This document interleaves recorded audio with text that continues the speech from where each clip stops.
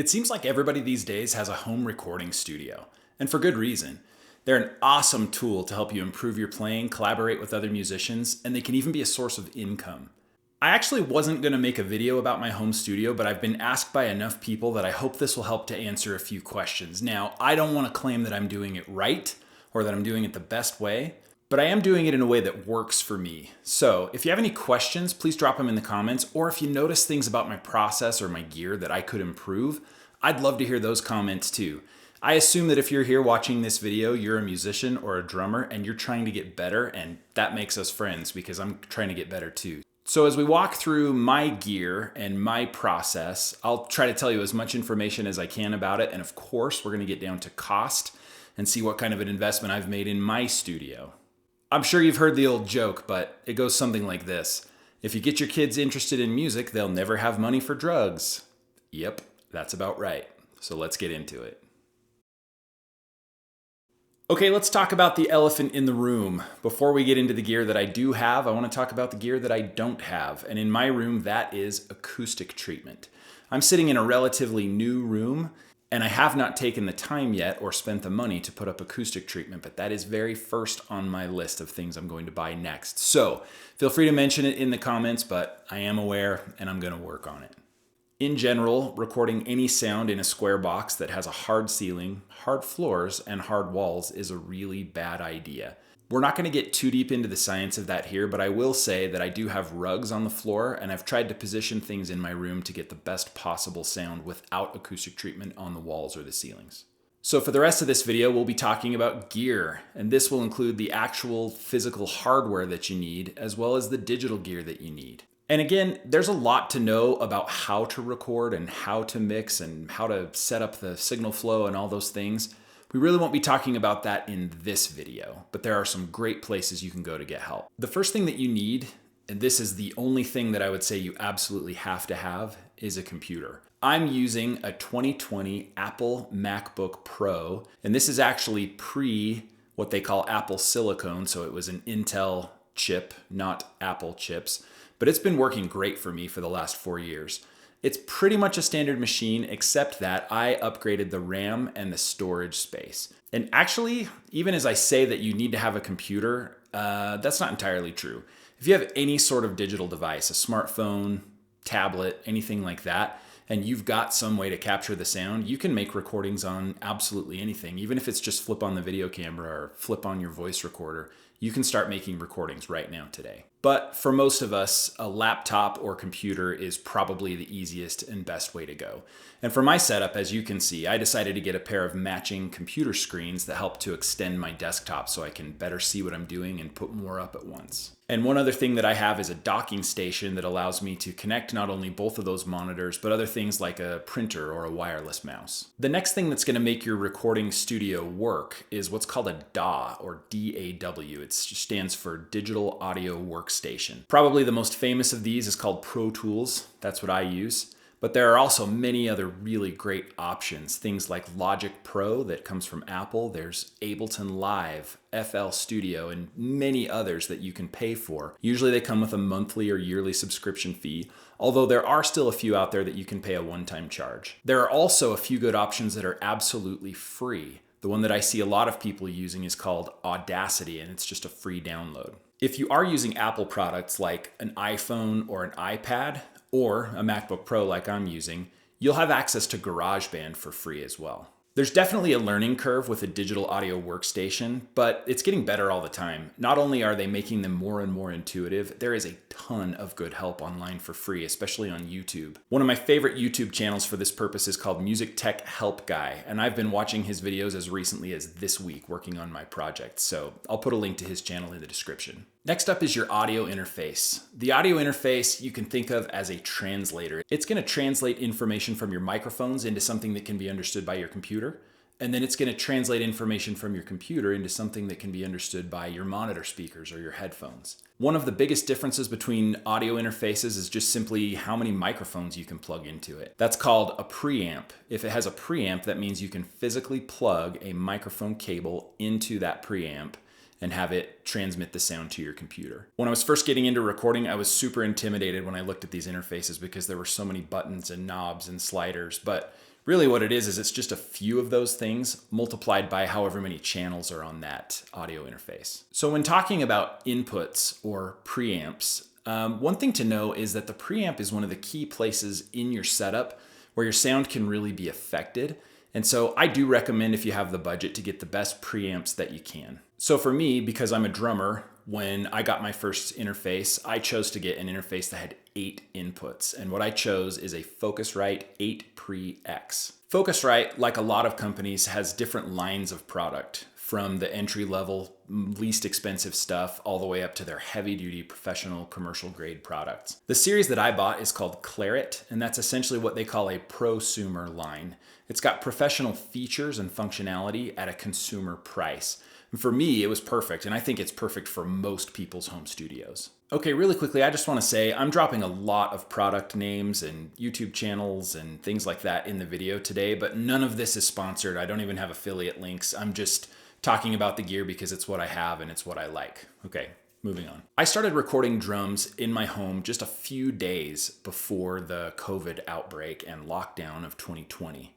In fact, I had just mentioned to a friend of mine who owned a studio that I was ready to go. It was a little bit of a white lie because I had the equipment and I was kind of ready to go, but I hadn't done it yet. Well, really quickly, I started getting phone calls from people saying, hey, we can't get drummers into the studio. Can you please work on this project?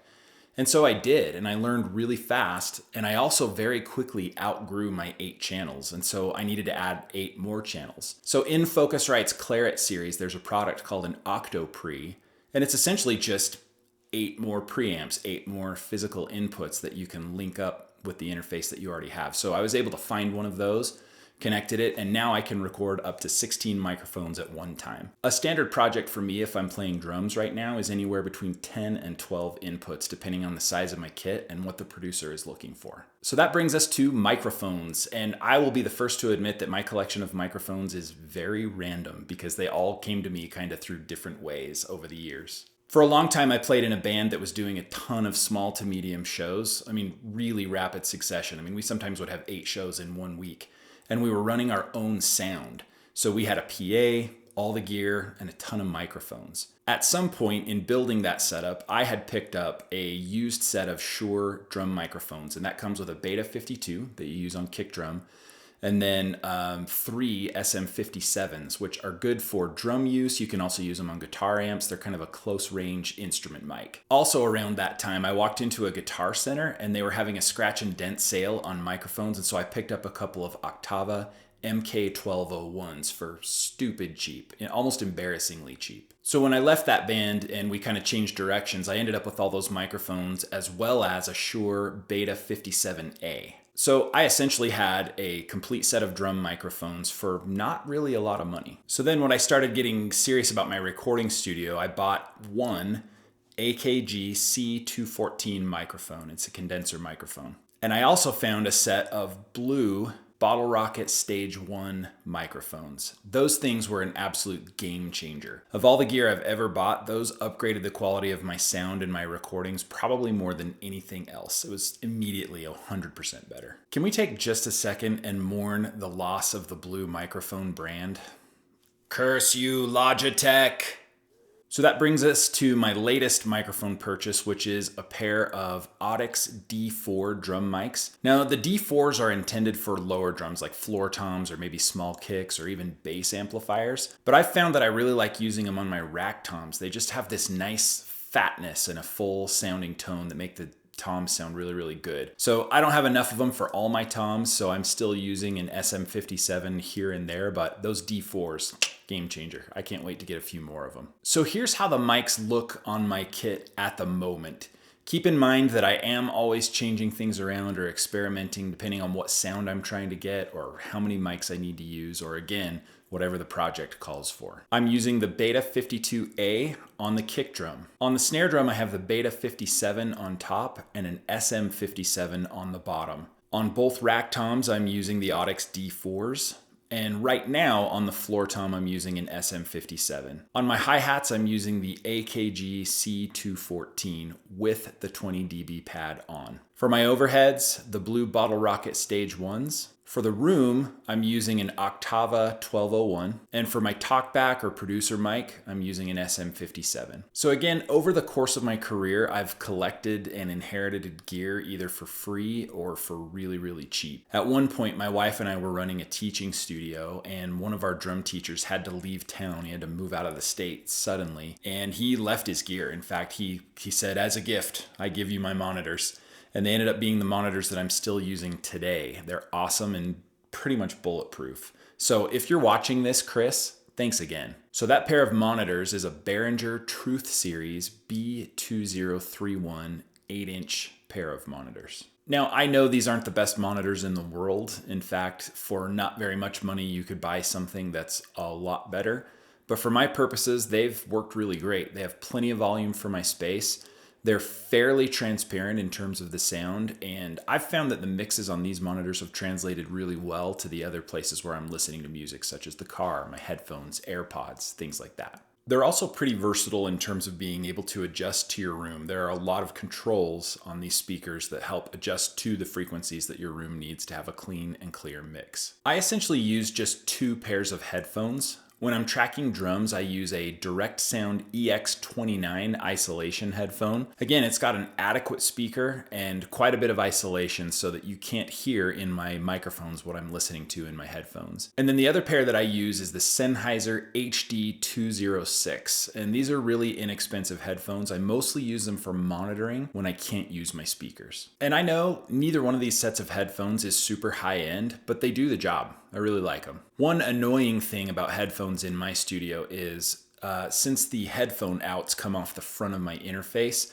and my drums are all the way on the other side of the room, I've had to use a headphone line extender, and so it just puts this line down the middle of my workspace, and that's been kind of annoying. So one of the things I'm considering is putting a dedicated headphone channel or headphone amp that's over in the corner of the room by where my drums are. I think that'd clean up my space a lot. This is truly one of the best finds I've had. Like a lot of people, I kind of obsess over my gear and I know exactly what I want, and I look at it for a really long time until I finally decide to buy it. Well, I had been looking at the Output platform desk for about 3 years, and I was getting kind of nervous because the lead times were really long and the price kept edging up a little bit.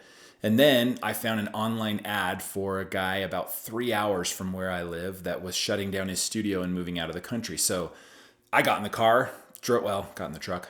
It's a big desk. But I got in the truck and I drove over there and picked it up, and I paid about half what you would pay for it new today. So I feel super stoked about that. This desk has a lot of obvious perks, but things that I love. Number one, it has built-in rack spaces, so I was able to permanently mount my interfaces and my power grid. I don't have any other outboard gear, but at the point that I do get some outboard gear, there's some rack space right in my desk for it. I also love that it has a separate shelf for my monitor speakers as well as my computer monitors. It's got a pull-out desk or table for a keyboard. I'm using a MIDI controller right there right now. And then also, it's just beautiful. I find that it kind of melts into my room. I almost don't even see it because it is really beautiful in my room and it just does its job. One other thing that I'll mention, and it's worth going to the Output website and watching their promo video about the platform desk, but this thing has insane cable management. I've been able to route all my XLR cables, power cables, optical cables, all the things that you need through that cable management system, and it's fairly clean. Okay, this may seem like a small thing, but this is something that when I got it, again, it was just a huge upgrade to my workflow. It is an Apple Bluetooth keyboard with a Pro Tools keyboard shortcut overlay. So when I am sitting at my drum kit and I've got my recording session set up, I can use those keyboard controls to take multiple takes or go back and start at an insertion point. Essentially, to a limited degree, I can run my recording session from that Bluetooth keyboard. So that keeps me from having to get up, walk over to the desk, come back to the drum kit, back and forth a lot of times. As I started preparing to make this video, I was looking around my studio and realizing how many items I have that I kind of don't think about. And the reason I don't think about them is because they just do their job. I thought about them a lot before I got them, but now that they're integrated into my setup, they just work and they do their job. So I almost didn't even think to put them in the video until I was looking around the room. The first one is my MIDI controller. This is an Arturia Keylab Essentials 61. It is not a piano, it's not an instrument per se, but I use it a lot for sketching out songs or doing demo work or just putting frameworks together. It's been a really great tool. I mentioned this one earlier, but I love my Black Lion Audio PG1 Power Grid 1. This is essentially a all-in-one power conditioner and switching system. So I've plugged in my interfaces and my monitors to this power grid, and not only does it provide clean power so that I don't get buzzes or electrical noises in any of my recordings, it also has a sequenced turn on and shut off. That means that when it's turning on the gear, the last thing that it turns on is the monitor speakers, and the first thing that it turns off is the monitor speakers. So it helps to take care of your gear that way. And especially since I started a YouTube channel, having external hard drives has become a way of life. It was definitely a necessity when I was just doing audio projects, but now that I'm editing and storing a ton of video, I have external hard drives and I'm learning better how to digitally manage all of those items and files. Okay, I'll admit that I don't use it a ton, but I do have an Apple SuperDrive for CDs, DVDs, things like that. I do still have clients who like to deal with the physical CD. They'll bring in a CD and hand it to me for reference tracks, and they like to have a mix that they can listen to in the car on the way home. So I use that SuperDrive to bounce something out, record it on a disc. All right, I feel like I'm mentioning mic stands almost just in passing, but they really are worth a lot of thought. When I was getting started, there was a veteran guy in town who's been recording for almost 40 years, and he gave me good advice. He said, make sure and spend the money to get good microphone stands, and he pointed me to K&M. And I know that inflation has hit absolutely everything, and so these stands are getting pretty expensive. But if you have the budget, it's worth it. These things have, again, been nearly bulletproof for me through a lot of sessions and a lot of work. If you take care of them, they'll last for a long time. And if you've watched any of my other videos, you know what's coming. When you're dealing with your microphone stands, do not over tighten and they'll last even longer. Okay, so cables. Cables are another area that can get expensive fast. So I recommend you buy good cables and then do everything you can to take care of them. Having an extra, say, XLR cable on hand is a no-brainer because you'll be right in the middle of a session and something goes wrong and you trace it to that cable. Super easy to just switch one out, but if you don't have an extra one, you can't switch it out and you're stuck. There's also cables that run between absolutely every component of your system, from the microphone, in my case to a Patchbay, to my interface, to my computer, and then from the interface also out to my monitors. So cables are a big deal. Make sure you're very thoughtful about those. And again, I recommend always having extra and buying the best ones that you can afford and learning how to take care of them. Early on, I started buying crazy colors, as many different colors of microphone cables that I could find.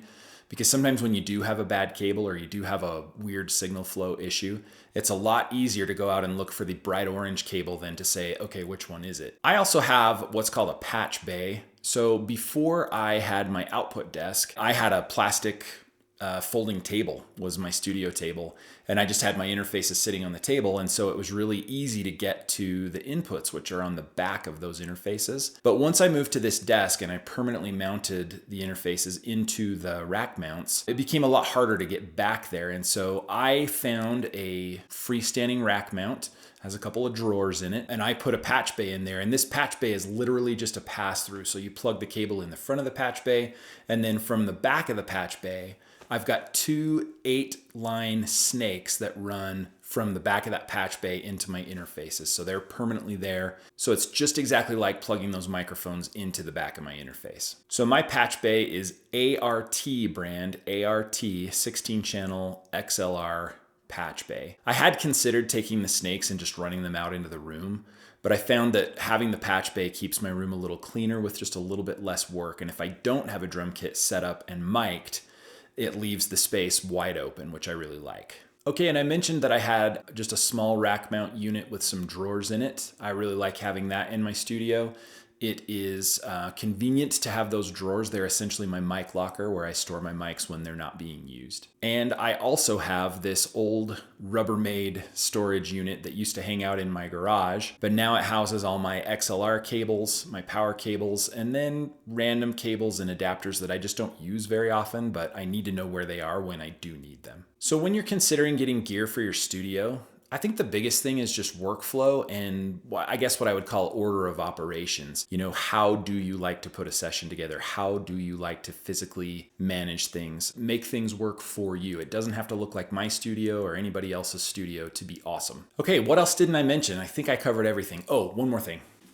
You gotta have a trash can for all those bad takes. Okay, at the beginning of the video, I promised you a cost breakdown for my total investment in my studio, so here it is. As you can see, there aren't too many really large expenditures. So with the laptop, I did upgrade it so that it would have a little bit more capability specifically for my recording studio, but I would have bought that laptop anyway, so I really only count part of the cost as my studio investment. Other than that, there were some things that came to me free, some things that came to me used, and a handful of things I just bought new because I needed to have them. One note is that all of these prices are the dollars I actually paid, and it's not been adjusted for inflation, which unfortunately has hit absolutely everything. At the end of the day, much like my drum kit, my recording studio is a living, breathing thing, and it changes over time either as I find a new process that works better or I get a new piece of gear that I need to integrate. But it doesn't look the same now as it did 6 months ago, and I guarantee you 6 months from now it won't look the same as it does now. I'm kind of on a quest to always just find those little nagging issues and see if I can fix them or improve a process in some way. I want to say again too that you absolutely do not have to have all this gear to make great recordings. There are all kinds of philosophies and drummers and recording artists out there that are doing great stuff with much less gear than I've talked about in this video. One example is Mike Johnston. If you watch any of Mike Johnston's videos, a lot of the sound he's getting is off just a single pair of microphones, one over his drum kit and one out front of the kick drum. There are even ways to mic a drum set appropriately with one microphone. Whatever you've got, I just recommend getting started. Recording yourself is a great practice for practice and improving and also collaborating with musicians around you. And like I say, ultimately you can make a little bit of money with it as well. But I think the primary purpose is just improving and helping to make better music and opening the doors for yourself as a creative. All right, once again, you've made it to the end of a Common Sense Musician video. If you aren't already, I hope you'll consider subscribing. And if you learned anything or enjoyed this video, please hit that like button. And as always, if you have comments or questions, drop them in the comments section below and I'll try to answer every single one of them. Thanks again for being here. I'll see you in the next one. So the first one is my MIDI is the controller of MIDI. I have used that guy as recently as Reese Week. Oh my gosh. Let's back up to the top of this paragraph, dude.